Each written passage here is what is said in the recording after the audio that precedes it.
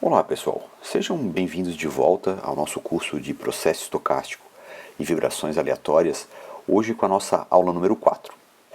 Então, relembrando rapidamente o que a gente viu na aula número 3, a gente discutiu então um processo aleatório, fez uma breve revisão da teoria básica de probabilidade, viu a definição do que seria uma variável aleatória, e a distribuição de probabilidade, como uma forma de caracterizar essa variável aleatória, e a gente discutiu também os conceitos de valor esperado e momentos de uma variável aleatória.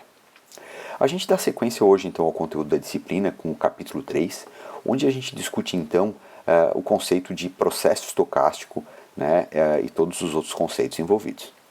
A gente começa então com o item 3.1, onde a gente faz uma breve introdução então ao processo estocástico. E a gente começa então com a definição de processo estocástico. E a gente diz que processo estocástico nada mais é do que uma variável aleatória que depende do tempo t. Então, e que a gente vai estar representando como um x de t. E a gente pode ver como exemplo o caso da vibração da asa de um avião que realiza, por exemplo, o voo Florianópolis-Guarulhos. Então a gente imagina que esse voo ele ocorre todo dia, e esse acelerômetro, então eu vou estar instalando um acelerômetro na asa do avião para fazer a medição da vibração. Então cada vez que eu realizo o voo e cada vez que eu faço a medição, a gente diz que a gente faz que a gente tem uma realização da nossa variável aleatória. Então eu posso representar aqui graficamente, então x1, por exemplo, seria o voo que eu realizei num dado dia, seria a minha primeira realização. O x2, uma outra realização da minha variável aleatória, e x3 e assim por diante. Então esse conjunto de realizações é o que a gente chama então de processo estocástico. E a gente pode pegar então, se eu definir um tempo TI, por exemplo, eu vou ter então para cada uma das realizações um valor, e esse x de TI é então uma variável aleatória. E como ela varia com o tempo, eu vou ter um desses, um x de TI para cada valor de t, a gente tem então um processo estocástico. Essa questão de eu ter então x1, x2, x3, várias realizações, me dá então a noção de conjunto, o que é muito importante na definição do processo estocástico. A gente, em geral, define esse conjunto de realizações por o x de t entre chaves, mas aqui para simplificar a gente vai estar usando simplesmente x de t. Bom, gente, na sequência a gente pode ir para o item 3.2, onde a gente discute então distribuições de probabilidade associadas agora ao processo estocástico. De forma geral, a gente pode definir uma função de distribuição de probabilidade para cada instante de tempo t do nosso processo estocástico. A gente viu que cada instante de tempo t me dá uma variável aleatória, consequentemente eu posso calcular a função de distribuição de probabilidade. E nesse caso, ela vai ser uma função de t. Eu defino então um f de x e t como sendo então uma probabilidade do meu x de t, no dado instante de tempo t, ser menor que um valor x. Por sua vez, a partir dessa definição, a gente pode definir a função densidade de probabilidade de um processo estocástico, a PDF de um processo estocástico. E a gente faz isso definindo então uma função p de x e t como sendo então a derivada parcial de f de x de t em relação a x, o que consequentemente também é uma função no tempo, uma função de duas variáveis. Então, se eu mostrar aqui um exemplo, graficamente o que a gente vai ter, essa nossa função p de x de t, ela depende de x e do tempo t, e o que a gente vai ter é para cada instante de tempo que a gente definir, por exemplo, aqui tem um T2, T3, eu vou ter uma certa distribuição de probabilidade. Então eu posso construir aqui uma superfície, como a gente está mostrando. Bom, além das funções de densidade e probabilidade, que a gente viu acima, a gente vai poder definir também as funções densidade e probabilidade conjuntas.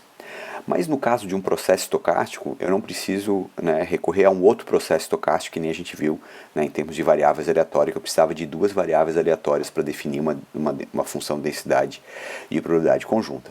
Aqui eu posso trabalhar com dois instantes de tempo diferentes, por exemplo, T1 e T2. E nesse caso, a gente vai ter então uma função P de x1 e T1, e x2 e T2, que é definida então como a parcial de segunda ordem da nossa função distribuição de probabilidade conjunta, né, f de x1, t1, x2, t2, em relação a x1 e em relação a x2. Onde essa função distribuição de probabilidade conjunta, esse f de x1, t1, x2, t2, é dado então como a probabilidade de x no instante t1, né, o x no instante t1 ser menor do que um dado valor x1 e o x no instante t2 ser menor que um dado valor x2. Se a gente quiser, a gente pode definir PDFs conjuntas de maior ordem, incluindo 3, 4 instantes, 5 instantes de tempo, mas aqui na disciplina a gente vai ficar restrita, né, a trabalhar com P de x de t ou P de x1 t1, P de x2 t2.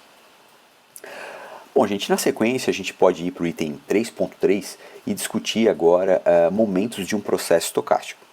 E, de forma geral, a gente aplica exatamente o mesmo conceito que a gente viu lá, envolvendo variáveis aleatórias, mas agora na forma de funções no tempo também. Então, a gente pode começar então, com o nosso valor médio, que a gente indica aqui como um μ de x e t, como sendo então o valor esperado do nosso x de t. E a definição aqui nada mais é então que a integral de menos infinito a mais infinito de x, p de x e t dx. Então, a hora que eu realizo a minha integração, eu elimino a variável x e fico com uma função, né, com uma média que varia ao longo do tempo. Na sequência, a gente pode calcular, então, a variância do nosso processo estocástico. A gente, então, tem σx ao quadrado, agora uma função de t, e que fica definida, então, como valor esperado de x de t menos 1μx de t, né, menos a média, ao quadrado. E jogando novamente na integral, a gente fica com uma integral de menos infinito a mais infinito, de x menos μ de x ao quadrado, p de x e t, né, a nossa PDF função de x e t dx. Bom, todas as propriedades que a gente viu no capítulo anterior para um processo aleatório valem aqui para um processo estocástico, né, como por exemplo, né, a gente viu lá que a nossa variância ao quadrado era o valor quadrado médio menos a média ao quadrado, continua valendo aqui, mas agora todas essas variáveis, né, como funções no tempo. Bom, gente, é sempre importante a gente destacar, né, que o nosso operador valor esperado, que a gente está trabalhando aqui, ele implica necessariamente uma média no conjunto. Ou seja, eu posso estimar o meu valor esperado, né, fazendo, né, 1 sobre n somatório de n de 1 até nzão, xn de t, onde o nosso xn de t são as realizações de x de t, e a partir do momento que eu faço, né, o n tender a infinito, eu obtenho então o nosso valor esperado, o valor teórico da média. Bom, gente, dando sequência, né, ao conteúdo, a gente vai para o item 3.4, onde a gente discute agora uma propriedade muito importante para a gente, que é a propriedade de estacionariedade de um processo estocástico. Bom, de forma geral, a gente vai dizer que um processo estocástico ele é estacionário, né, se as suas propriedades estatísticas não variam com o tempo. A grande questão aqui é quais propriedades não variam com o tempo. Dentro dessa questão, a gente vai trabalhar com dois conceitos de estacionariedade, o que a gente chama de fracamente estacionário e fortemente estacionário.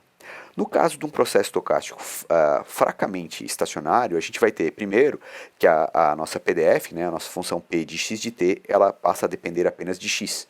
Né, então, ela não varia mais com o tempo. Automaticamente, os momentos, né, calculados para cada tempo, né, a média, a variância, assim por diante, não são mais funções no tempo. Então, o μx de t vira simplesmente o μ de x, o sigma x ao quadrado de t vira simplesmente sigma x.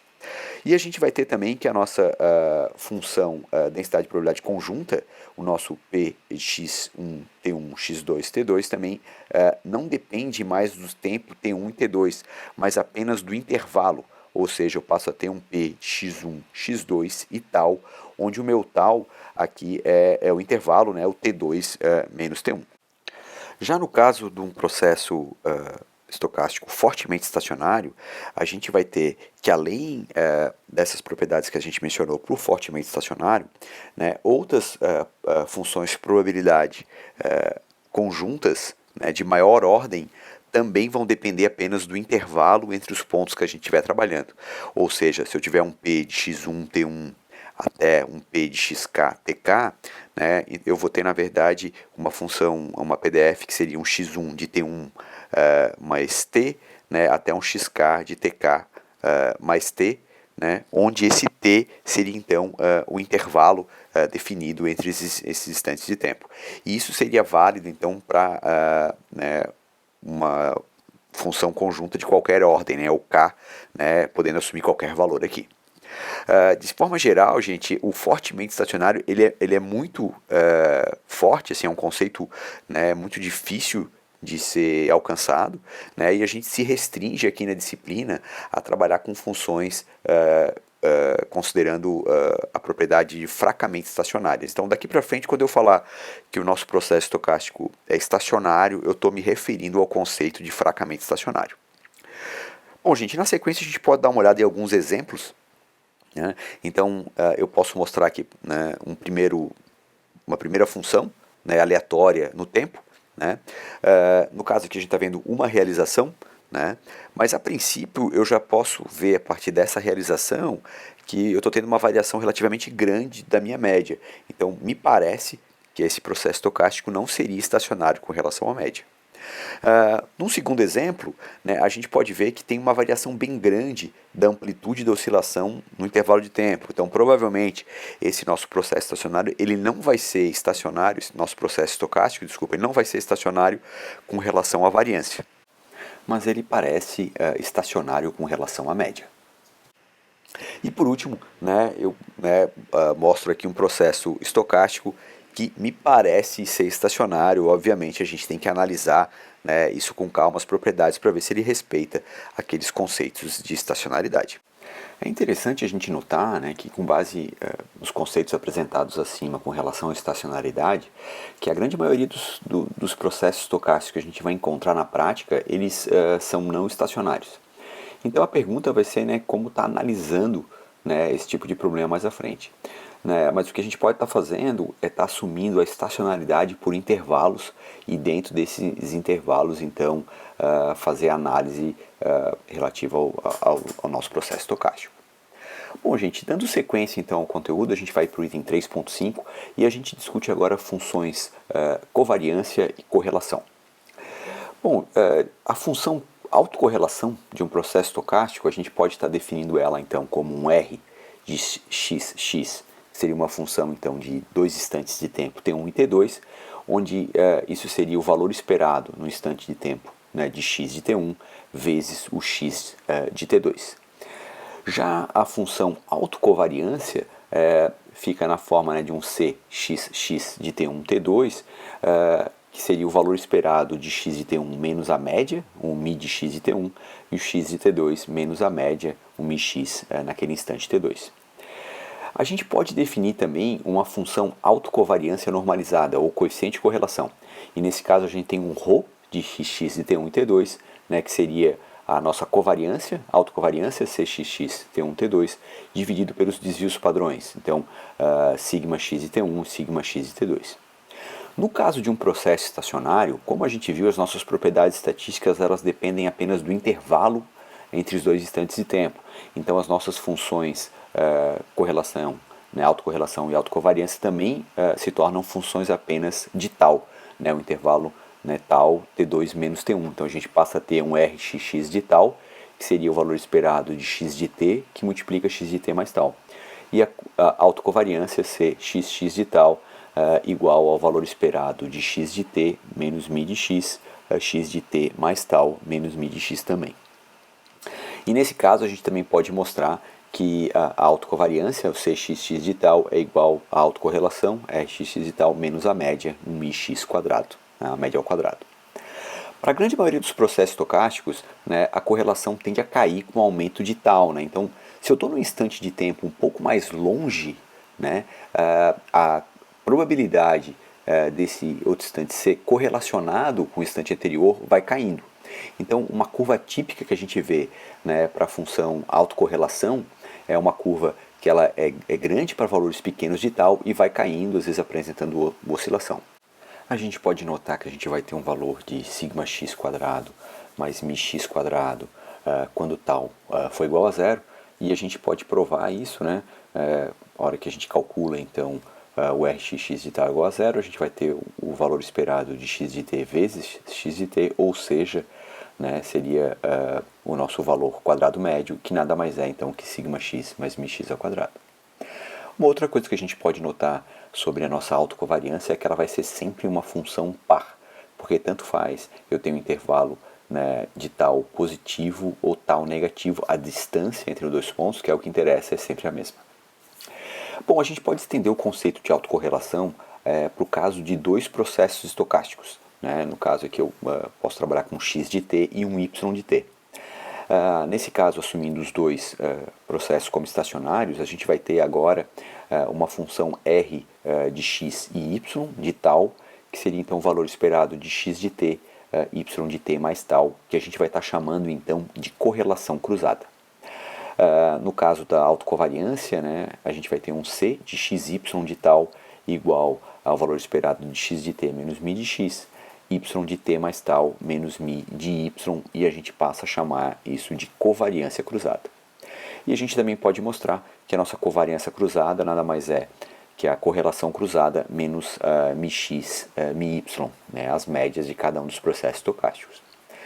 Uma curva típica para a nossa correlação cruzada, nesse caso, né, em geral, ela vai ter um valor máximo em um dado valor de tal. A gente pode mostrar que para esse ponto, né, para esse tal, o valor máximo é sigma x, sigma y mais μx, μy, né, e ela oscila em torno das médias, né, o μx e μy. E esse valor máximo acontece, por exemplo, no instante que eu vou estar chamando aqui de ΔT, que em geral está associado ao fenômeno físico que a gente está avaliando, né, através desses dois processos estocásticos. Essa função, correlação cruzada, gente, é a base do que a gente usa para depois estar medindo a FRF do sistema, ou seja, é a base de identificação de sistemas. E a gente vai estar vendo isso mais à frente. E nesse caso, né, a gente tem uma função que não é nem par nem ímpar. Por último, gente, uma outra função importante para a gente é o nosso coeficiente de correlação. Né, novamente, né, agora entre dois processos estocásticos, né, eu vou ter então um ρ de x e y de tal, né, assumindo também eles estacionários, que seria então a covariância cruzada, o cxx de tal, dividido, né, pelo desvio padrão de cada um dos processos estocásticos, né, o sigma x e o sigma y. E a gente pode mostrar que essa nossa função, coeficiente de correlação, vai estar oscilando entre menos 1 e 1. Bom, gente, a gente pode estar dando uma olhada agora então no item 3.6, alguns exemplos e explorar, né, os conceitos que a gente viu envolvendo essas funções, né, autocovariância, autocorrelação, correlação cruzada e covariância cruzada. E a gente pode começar com o caso de um processo estocástico, né, definido como um ruído branco. O ruído branco é um processo estocástico teórico, né, onde a gente tem um sinal altamente errático, né, de tal forma que a minha autocorrelação, né, o Rxx de tal, nada mais é que um delta de Dirac multiplicado por uma constante k. Então, graficamente, né, a gente tem o gráfico aqui da nossa autocorrelação e apresenta aquela seta ali em tal igual a zero, né, o nosso delta de Dirac. E o que significa isso daqui? Né? Então, esse sinal ele é tão aleatório que se eu sair do instante de tempo que eu estou e ir para o próximo instante de tempo, ele já não é totalmente descorrelacionado com o anterior. É digamos assim, né, o sinal mais aleatório que a gente pode ter, é um ruído branco ideal. A gente vai trabalhar na prática, em geral, com ruídos brancos de banda larga, que a gente chama, que a gente vai estar discutindo um pouquinho mais à frente. Um outro exemplo que a gente pode estar vendo é o exemplo de uma onda senoidal. Né? Então, seja, por exemplo, o processo estocástico definido como x de t igual a seno de ômega t mais θ, onde o θ é uma variável aleatória. E que eu vou assumir, então, que tem uma função densidade de probabilidade uniforme entre 0 e 2π. Então, graficamente, né, eu posso então mostrar algumas realizações aqui do nosso processo estocástico, e basicamente o que a gente vai ver são realizações na forma de senos, onde a fase está variando, né, então só vou mover essa curva para a esquerda ou para a direita. Então, a partir dessas realizações, a gente consegue ver, né, que a gente está trabalhando, né, com um processo estacionário, né, onde média, variância não devem estar variando, né, como a gente pode notar. Então, na sequência, né, a gente pode então calcular a média e a nossa variância. Começando então pela média, a gente tem um μx, né, o valor esperado de x de t. Isso seria então uma integral, né, de menos infinito a mais infinito, a seno de ômega t mais θ. Né, como a variável aleatória é θ, né, eu vou fazer a integração em θ, né, então seria um p de θ dθ. E a gente consegue mostrar que isso aqui é igual a zero, né, já que a nossa distribuição seria igual a 0 a 2π. Né. No caso da nossa autocorrelação, o Rxx de tal, a gente tem o valor esperado, né, de x de t vezes x de t mais tal. Jogando isso da definição do valor esperado, a gente fica com uma integral de menos infinito a mais infinito, a quadrado seno de ômega t mais θ, seno de ômega de t mais tal mais θ, né, pθ dθ, e que a gente pode mostrar que resolvendo a gente tem uma autocorrelação na forma de a quadrado sobre 2 cosseno de ômega tal. Bom, então, graficamente, o que a gente tem é basicamente um cosseno, né, com amplitude a quadrado sobre 2, e o que pode ser, né, considerado um resultado relativamente surpreendente. A minha autocorrelação não vai caindo indefinidamente com tal. Né? E uma outra coisa interessante é que ela preserva a periodicidade original da minha função x de t, né, que era ômega, né? Então eu mantenho essa mesma periodicidade. E isso é válido para qualquer tipo de função, não só para uma função senoidal.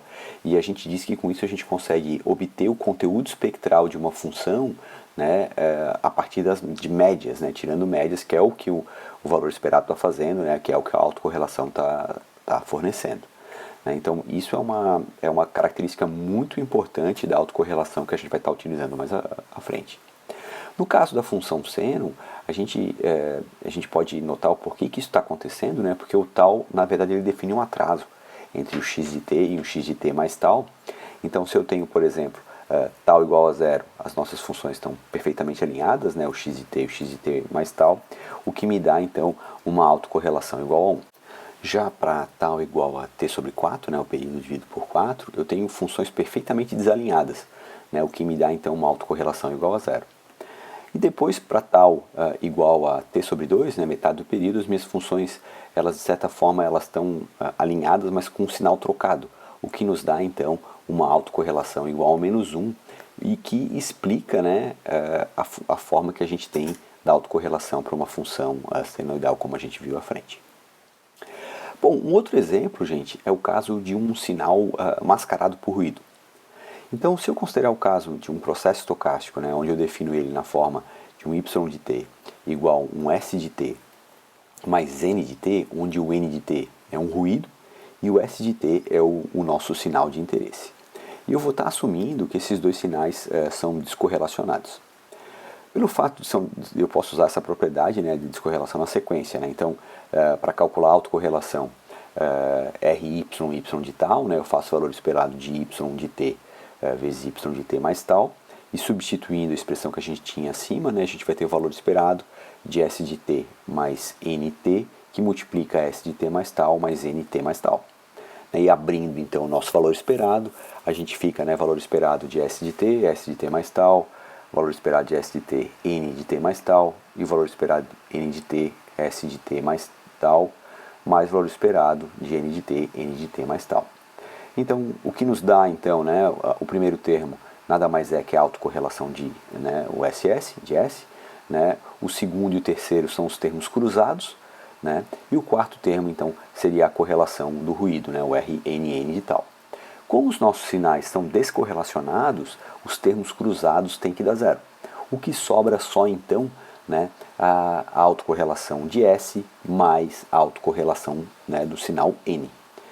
Se eu assumo, por exemplo, o caso, né, onde o meu S é um sinal harmônico de interesse e o ruído é um ruído branco né, de banda larga, e eu ploto a minha autocorrelação RYY de tal, como a gente viu, um ruído branco ele tende a ter autocorrelação só para valores muito pequenos de tal. Né? Ela lembra que o perfeito é na forma de um delta de Dirac, né?